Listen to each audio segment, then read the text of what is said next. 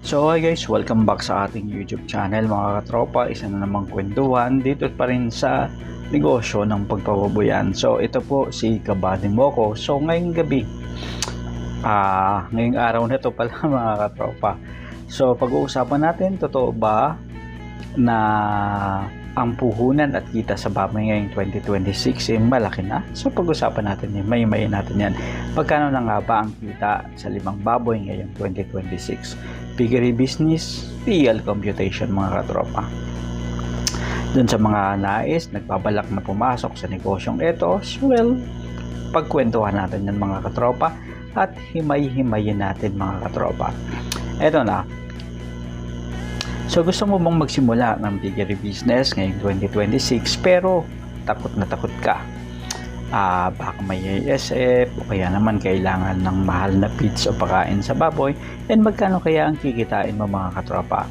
Maraming nagpapakita ng computation sa internet and mukhang milyonaryo ka agad, malaki ka agad ang kita, pero para sa 5 baboy, pagkwentuhan natin and himay-himayin natin mabuti, magkano nga ba ang pwedeng kitain kung mayroon kang alagang 5 baboy mga katropa?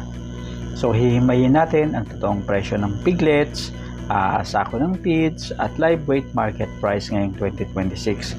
Kung seryoso ka sa backyard piggery at ayaw mong wala ang pinaghirapan mong pera o yung padala mo sa pamilya mo para magsimula ng negosyong ito, well, panoorin mo ito hanggang dulo. I-like at i-subscribe na rin ang ating channel para laging updated sa totoong negosyo at kwento ng mga magpapaboy. Well, bago tayo pumasok sa mga numbers mga katropa, pag-usapan muna natin ang sitwasyon sa Pilipinas ngayong 2026.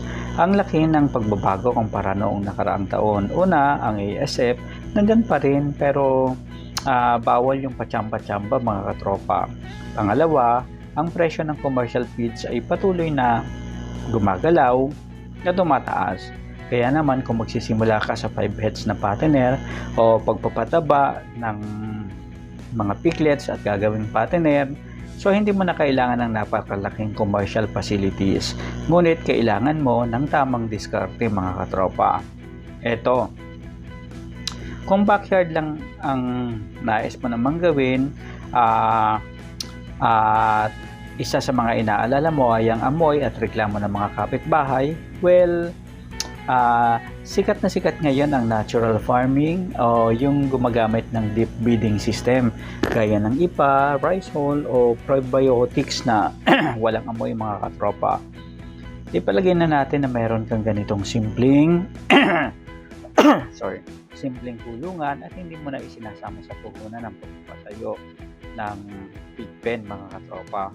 So ngayon, simulan natin. Magkano nga ba ang ilalabas mong pera para sa 5 baboy mga katropa?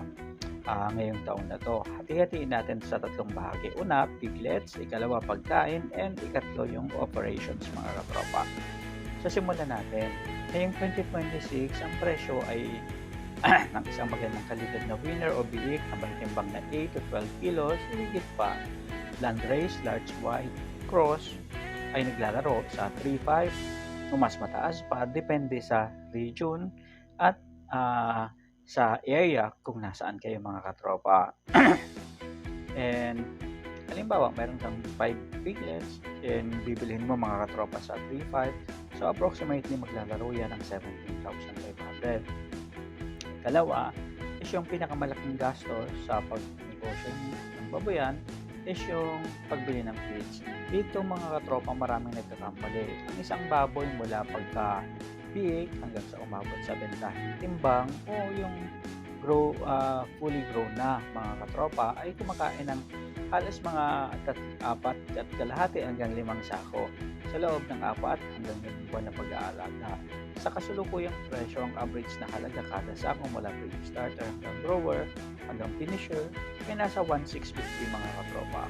So 5 sako times 5 na baboy is equals to 25 sako. Kabuang kakainin sa 25 na sako times 1,650 is equals to 41,250. So merong iba ang presyo nila mga katropa. So, mayroong pre-starter, starter, grower, and finisher. So, kung susumahin mo yan total lahat, so approximately 1,650 ang magiging average ng mga katropa. And idagdag na rin natin mga katropa yung mga vitamins and utilities. Huwag na huwag natin itong kalilimutan. Halimbawa, yung pampurga sa ating mga alagang baboy, pampakapit na para mabilis silang lumaki, yung mga vitamin B complex natin, iron, at kung ano-ano pa. And syempre, isama na rin natin yung kuryente, ilaw, yung iba may electric fan o ventilator, and tubig na panlinis at pang-inom ng ating mga alagang baboy. Paglaan tayo ng mga approximately 800 pesos per baboy. So matotal 5 na baboy times 800 is equals to 4,000 pesos. So magdagdag rin tayo mga katropa ng 1,000 pesos para sa disinfectant, pang-spray laban sa mga sakit ng ating mga alaga. So itotal natin 17,500 para sa puhunan sa pagtuloy ng piglets, 41,250 para sa 25 sacks na feeds, and 5,000 para sa operations natin. And ang kabuang puhunan para sa 5 baboy mga katropa is maglalaro ng 63,750. Ngayon, magkano ba ang kita at benta dyan? So ngayon, ito yung pinakamahalagang bahagi, yung bentahan naman. Matapos ang halos mga 150 days o mga 4.5 months hanggang 5 months na pag-aalaga ng baboy, ang target weight ng bawat alaga natin is dapat at least umabot ng mga 95 kilos. Kasi marami naman tayong pinakain at pinakain mga katropa. So wag palalampasin sa 100 kilos kung commercial feeds ang gamit mo dahil hina na ang feed conversion ratio kung bumabagal ang paglaki ng baboy kumpara sa kinakain nila mga katropa. Ito na, magkano ang bentahan ng live weight ngayon? Base sa iba't ibang ulat sa iba't ibang region mga katropa is naglalaro sa 185 to 200 per kilo ang bentahan. Sa ibang bahagi naman mga katropa is bababa dyan at sa iba naman ay mas mataas. So ligtas na at kanamtamang presyo is 190 per kilo mga katropa. So benta kada baboy is 95 kilograms times 190 pesos is equals to 18,050 sa bawat isang baboy. So matotal kabuong benta, multiply natin yung 18,050 times 5. So approximately 90,250 ang mapagpepentahan natin para sa 5 alagang baboy. So i-minus na natin yung naging puhunan natin, 90,250 na benta minus 63,750 na gastos. So mayroon na tayong malinis na net income na 26,500 sa loob ng isang cycle o 4 na buwan at kalahati hanggang 5 buwan na pag-aalaga. Ibig sabihin nito, kumita na tayo ng mahigit kumulang 5,300 pesos kada baboy. Yan ay sa presyuhan na 190 per kilo, and kung naabot natin yung target weight natin mga katropa na 95 kilo sa bawat alaga natin na baboy.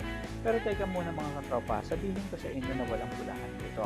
Ang computation na yan ay base sa kasalukuyang tumatakbo na presyuhan. Ibig sabihin nito, basta yung mga alaga natin, kailangan walang mamatay dyan, walang mangyaring mga sakit-sakit o sakuna, dahil yung 5 ulo na alaga mo na baboy, kapag may nawala dyan na isa, bawas agad yan na kita, ay malaki ang mawawala sa iyo. Kapag 2 naman ang nawala, Diyos ko po, halos pati yung profit ko, abonado ka pa mga katropa.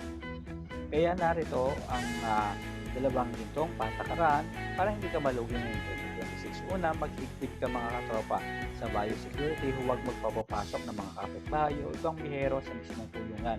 Ang virus kasi ng ASF sumasama sa tsinelas at gulong ng mga motor. Dalawa is huwag mag-swell feeding, yung tinatawag natin kanin baboy o tira-tirang pagkain mula sa labas. Delikado yan kasi baka mamaya kontaminadong pork ang laman yung tira-tirang pagkain na ipinakain mo sa iyong mga alaga. So ubos yan sa loob lang ng isang linggo, lagas yung puhunan mo mga katropa. So ikaw, magkano ba ang presyuhan ng live weight mga piglet sa probinsya ninyo? I-comment mo naman sa baba ang lokasyon mo at kasalukuyang presyo para makatulong sa ibang mga ka-backyard. Pigirin natin backyard advisor na nagpaplano pa rin sumubok na pumasok sa negosyo nito. Ngayon mga katropa, so kaya huwag niyong kalimutang mag-subscribe sa YouTube channel natin para sa susunod natin na discussion ng iba pang mga topics tungkol sa negosyo ng pagbo-opera. Hanggang sa muli po, maraming salamat at paalam.